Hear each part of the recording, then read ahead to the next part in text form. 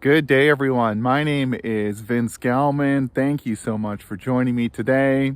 Well, I got more wordplay for you. It's actually one that I've known about for a good while now, and I just didn't feel like it was time to make a video about it until the last 24 hours. I just thought, okay, it's time to share this wordplay, which I really enjoy.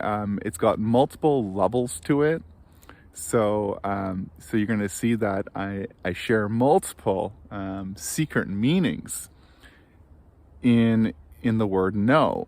No is a is a fantastic word because it's only got 4 letters, and yet it's got all these secret words, secret meanings in it. So how can this little word have so much packed in it? So let's explore this now together. So when we look at the word know, K-N-O-W, we can obviously look towards knowledge, but we can also look towards knowing. And I want to distinguish between the two right away. And I'm guessing you know this as well, but it's important for me to say this. So knowledge is what we accumulate from the world. I learn how to, do my bookkeeping. I learn how to operate a spreadsheet. I learn how to cook a meal. So knowledge is what is given to me from the outside world. Knowing is something entirely different. Knowing is not something anyone can give you. Knowing is within your heart, your heart's knowing. Knowing is intrinsic, it's innate, it's soulful, it's transcendent of the world. It is not dependent on this world, and no one can give it to you. No one can give you knowing. They can give you knowledge, but they can't give you knowing. They can pass knowledge to you, and that knowledge can ignite or spark knowing in you, but knowing comes from you. Knowing comes from you. So knowledge comes from the world. Knowing is transcendent of the world. Knowledge is what our education system is primarily built on. It lacks knowing. It lacks the cultivation of knowing. It is about the memorization, the learning and the memorization of information that is given to you from a teacher. So in the early years, when children are playing, that is where they can really cultivate knowing. Play is one of the most powerful ways for children and adults to connect to their knowing. So play is a powerful vehicle for us to tune into our intuition, to tune in and trust and act on our instincts. Play opens us to our imagination, opens us to our creativity, opens us to our wonder. Play is a portal to knowing. Play is a portal to our heart, to our soul. And I've said this before, but I've written about how play is the foundation for academic learning. So another way of saying this is that knowing is the foundation for knowledge. We need education, the education system, to prioritize soul, and therefore to prioritize knowing, and have knowing, the soul, be the foundation for knowledge, right? Reality with a big R must be the foundation for reality with a little r. Truth with a big T must be the foundation for truth with a little t. Absolute must be the foundation for the relative. Knowing must be the foundation for knowledge. And if we look at the word education, etymologically it comes from the Latin educare, which means to draw out. So the essence of education, the heart of education, is knowing. It's a drawing out. It's not a putting in. We can look at the word educe, which is in the word education. It means to draw out. So knowing is the foundation. Soul is the foundation. And we've forgotten that in the education system. So we are waking up to soul on this planet, and therefore the education system too will have to wake up and transform to acknowledge the human spirit. So knowing is transcendent of the world. It is innate. It is It is instinctual. So if we look at the word know and we get rid of the K, what do we got now? We got now. I just said it. We got now. Isn't that interesting that now is in the word know? Know now. That's our clue. Know now. Know now. So intuition is not dependent on time, is it? It's not dependent on time, space, reason, the use of prior knowledge, logic. Knowing, intuition is based on connecting to the timeless. It's transcendent of time. And so now, being in the now is not about being here this very second, right? Because it's not about time. Time is a measurement, seconds are a measurement of time. But it's not about being here in the second. It's about transcending seconds. It's transcending minutes. It's about transcending time and entering the timeless. So presence is connected to the word present, right? Present and presence. And presence is not of the body, it's of the soul. So to be in the present moment means we must be connected to, bathed by our inner soul presence. That's what the now is. The now is about being in touch with our timeless soul, the presence of our soul. And in connecting to that presence, we connect to our knowing, right? Know now, know now. That's the clue in the word, is know now. Trust your heart. Your heart lives in the now. So your heart is in the center of your body.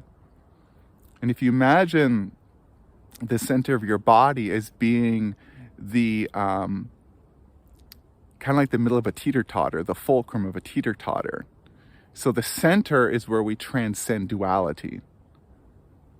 So left on the teeter-totter is past, future on the teeter-totter is the right. So we're moving beyond duality when we enter the heart, which is at the center of the teeter-totter. The heart represents non-dual consciousness. It represents being in the now. It is where we connect to the now, is in our heart center, the center of the teeter-totter, right? Now. So the heart is the gateway to our presence. The heart is the gateway to knowing. Our mind, our intellectual mind, is what's used for knowledge. So when we know now, we access our heart. When we access our heart, we know now. The heart is where we leave time for the timeless. So let's go to the third element, the third secret meaning, and that is the word know.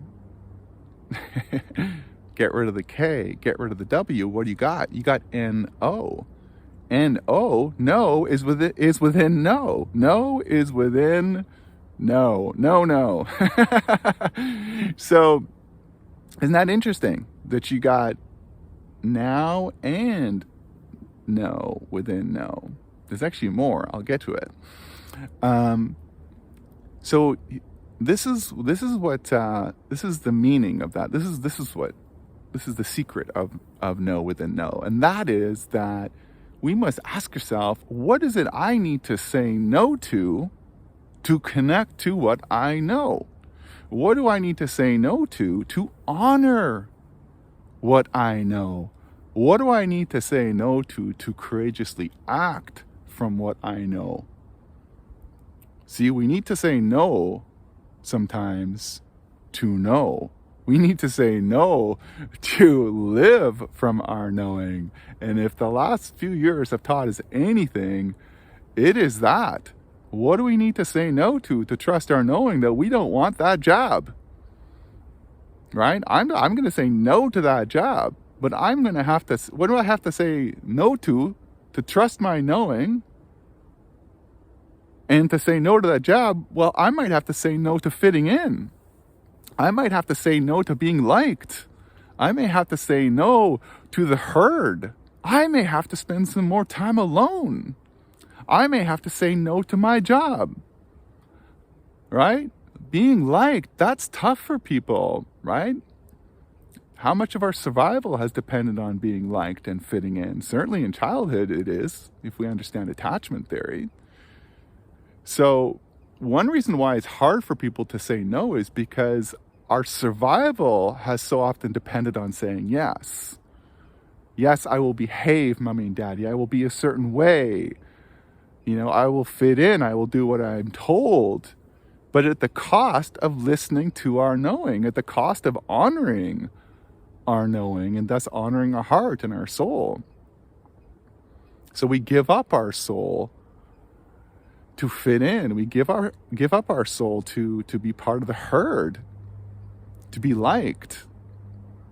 It's interesting. I'll give you another wordplay here, by the way. If you look at the word like, it's if I by trying to be liked, what I'm doing is I'm actually seeking to be alike, right? By being liked, I become alike. And I lose my uniqueness. I lose the uniqueness of my soul and my soul knowing, my fingerprint essence. So that's a really wonderful wordplay I haven't shared before on YouTube. So the courage needed is to say no if we are to trust our knowing, especially in a world where so few people trust their knowing at a really conscious level. They really make a life of giving themselves over to the flock, to the official narrative, and that's what the last few years have taught us. So it takes courage to say no, so we can say yes to our heart. So it's a good question to ask ourselves. When I say no to one thing, what am I saying yes to another? Or you can reverse it by saying, to say yes to my heart and my knowing, what do I need to say no to? But you see, again, this comes back to a fear. We have a fear of being alone. We have a real fear of being alone. We have a fear of not being liked. We have a fear of not fitting in. And so it does take courage. We do need to stretch ourselves. We do need to learn to be uncomfortable, as the last few years have taught us, if we are going to be in our heartfelt knowing. So we also need to say no to what we've learned. We need to say no to what we've learned about history, about human origins, about divine origins, what we've learned from the church, what we've learned from school, what we've learned from our parents, what we've learned through the media. We need to say no to a lot of things to trust our knowing. We need to go on the path of unlearning, of emptying, to open to our heart's knowing. So there's a lot that we need to say no to know now, to claim the truth in our heart. We need to say no to a lot of, disinformation and misinformation to know true information, true knowing in our heart. So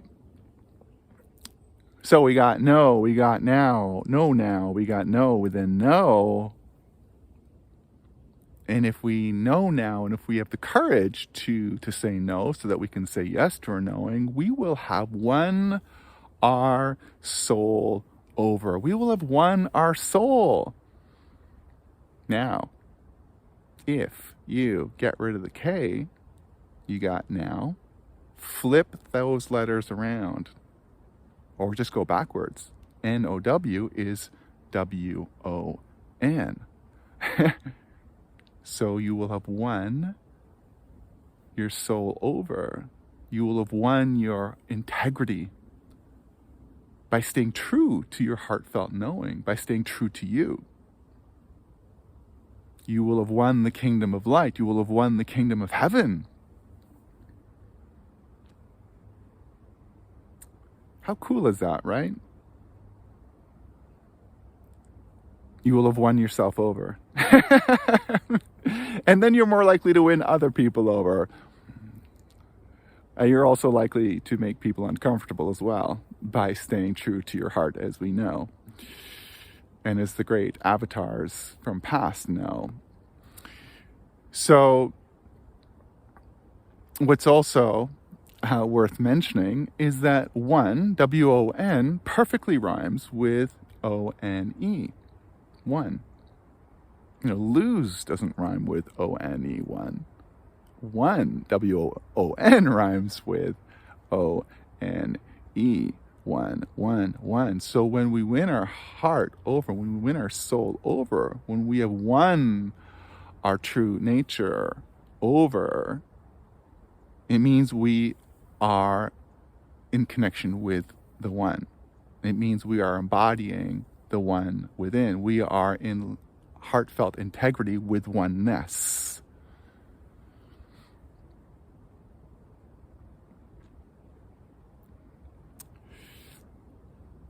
Pretty cool. I think it's cool. Let's take this a step further.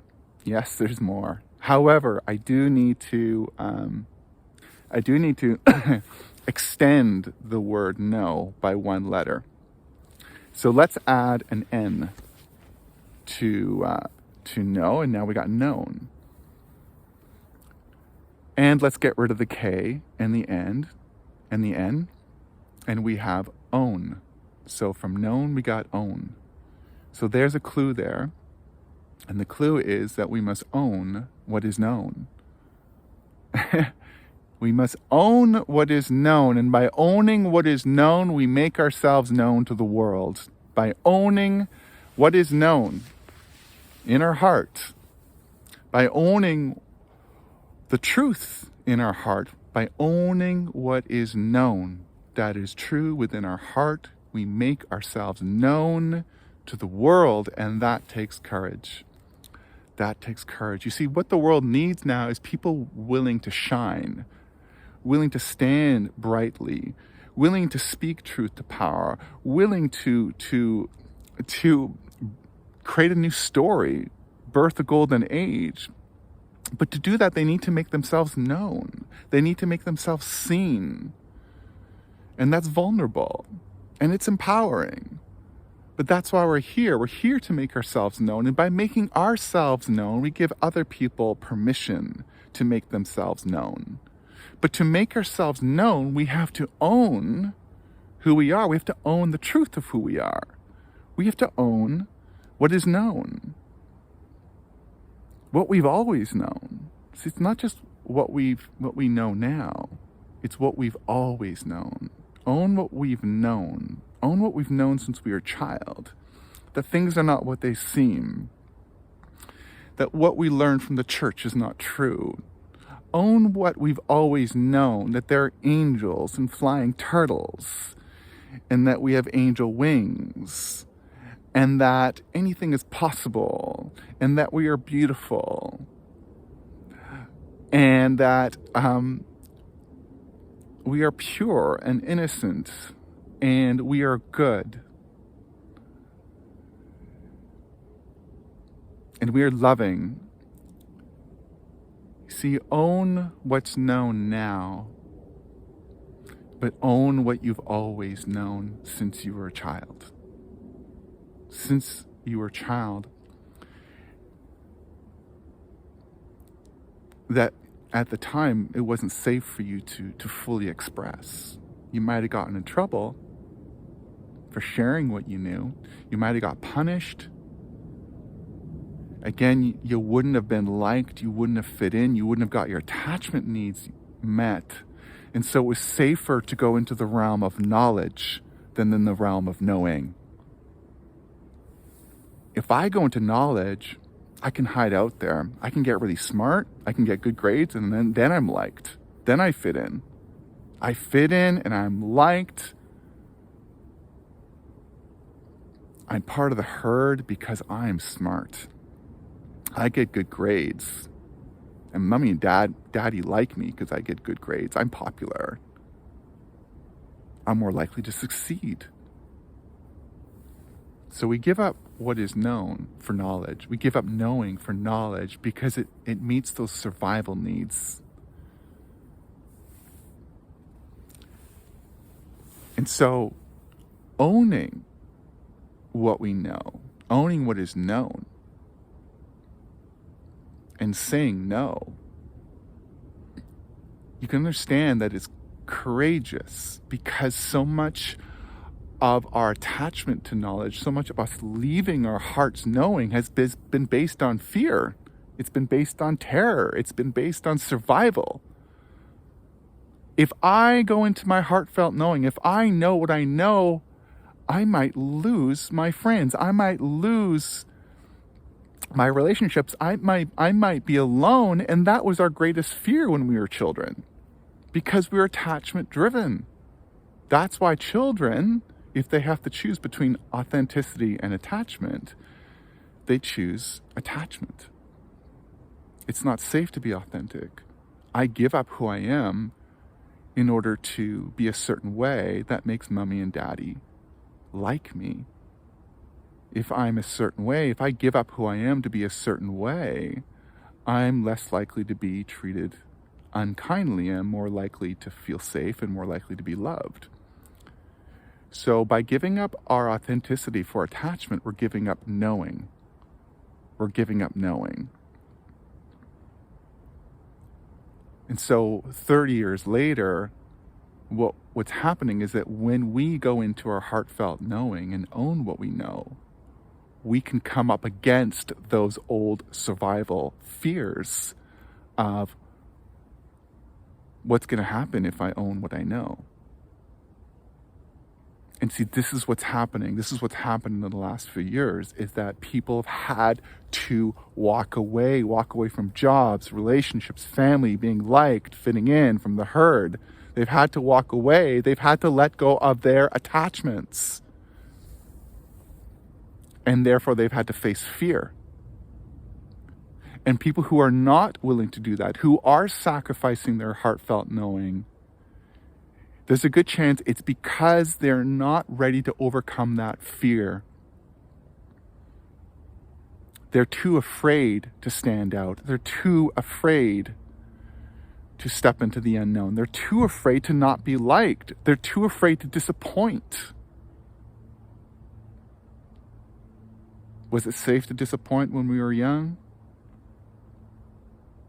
We might not have gotten liked, loved, felt safe. Let's also remember all our previous lifetimes where our survival depended on fitting in, being a certain way.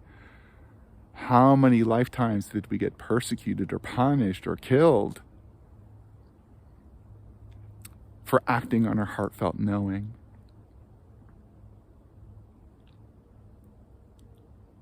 And so being in the mind, being in knowledge is actually in many ways safer. Fitting in is safer, but it's not about, we are not alive.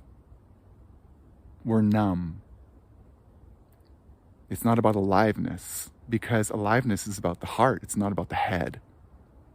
It's about feeling. It's not about thinking. So this ties in, and I invite you to look at the last video. It ties into the last video called What Are You Willing to Sacrifice for Truth?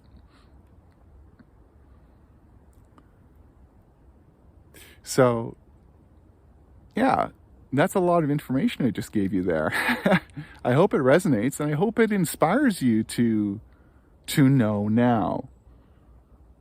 To think about what you need to say no to own what you know, to win your soul over, to live connected to the oneness that we are.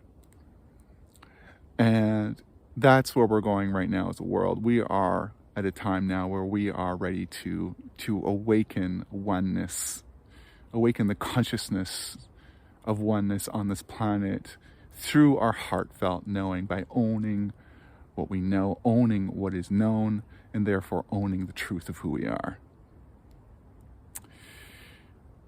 Thank you for listening and watching. I have upcoming online healing and activation ceremonies. I'll put a link in the description. Please like, share, subscribe, comment, click notifications, all that jazz. Thank you so much for listening and watching, and I will see you when I see you. Bye.